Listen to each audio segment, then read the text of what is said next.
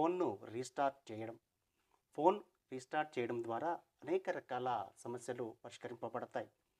ఏదైనా లోపాలున్నా, చిన్న చిన్న బగ్స్ ఉన్నా కూడా అవన్నీ రెక్టిఫై అయి తిరిగి మనం యథావిధిగా అన్ని రకాల ఆప్షన్స్ను చక్కగా వాడుకునే అవకాశం ఉంది.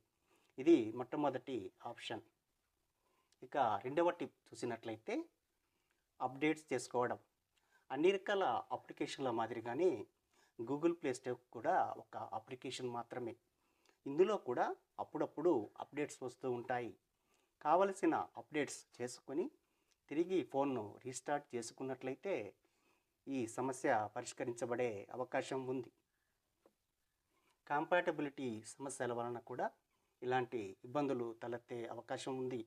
కాబట్టి ప్లే స్టోర్ నందుకు వెళ్ళి అందుబాటులో ఉన్న అప్డేట్స్ చేసుకొని తిరిగి ఫోన్ను ఉపయోగించుకొనవచ్చు.